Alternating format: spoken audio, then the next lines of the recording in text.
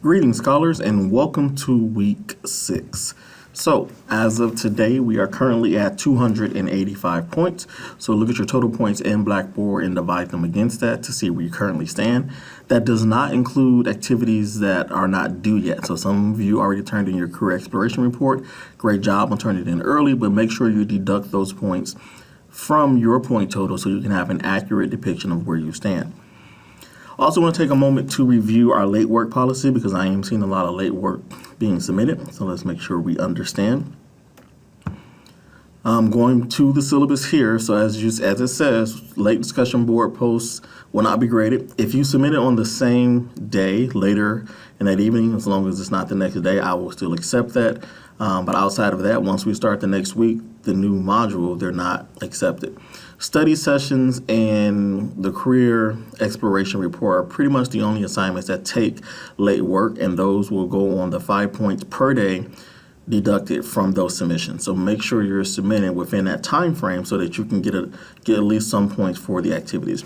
As it says here, no late study sessions and reports will be for week 10 because that's the last week of the semester and your grades are due the following week. For the quizzes, any quizzes, these are treated as tests. So there's no late work accepted for those without proper documentation, as it says here.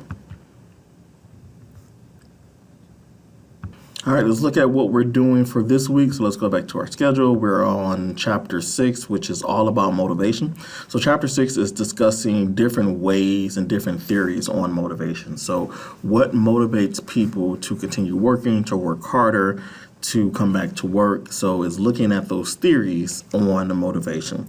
When they first started looking into what motivated employees, the number one source was money.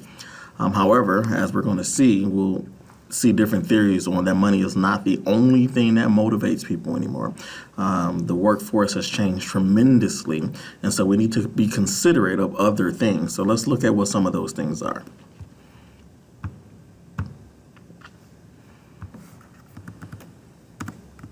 So let's start with Maslow. Maslow is one of the most popular theories when it comes to motivation, but also into psychology as well. So it applies in both areas.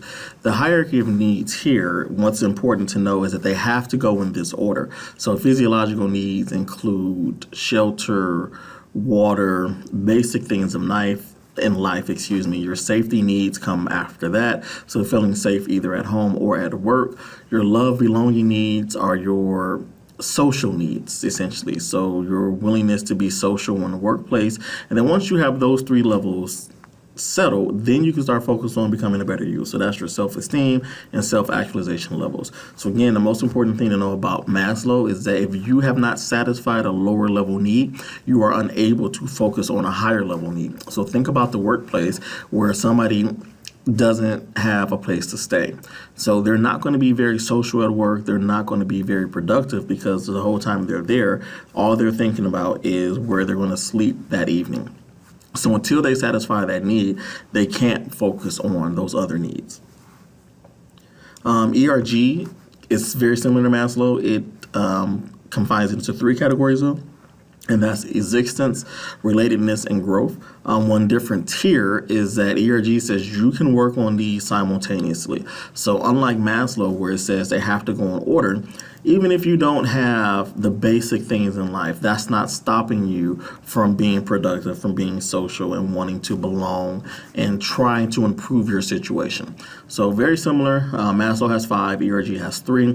Maslow says they have to go in order. ERG says they do not. They can work simultaneously. And one last one I want to point out, another theory, is the expectancy theory.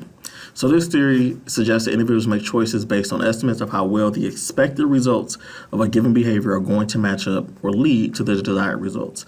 So 3 main things here: expectancy, the belief that the effort will lead to the intended performance goals. Instrumentality is the belief that a person will receive a desired outcome if the performance expectation is met. And valence, the value placed on a particular outcome. So a person in a workplace can believe that if they put forth the effort, it's going to work. It's going to work out. They'll receive their raise or their bonus. Or what if it's a special competition? A special competition where the reward is a gift card.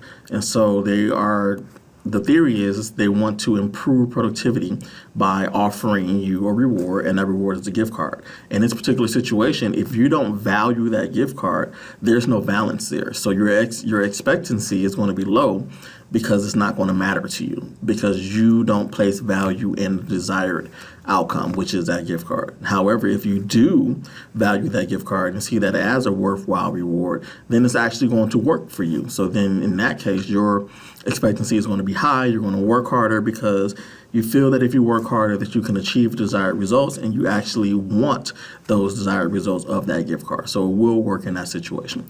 That is something to really consider when it comes to expectancy, is the value place, which is the balance. The value place on the reward. If they're not going to value it, then it's not going to matter.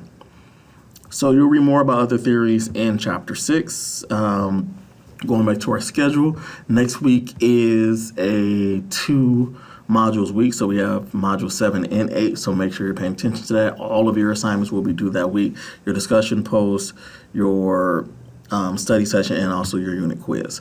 Lastly, your career exploration report is due by this Sunday, April 7th by 10 p.m. Have an amazing week.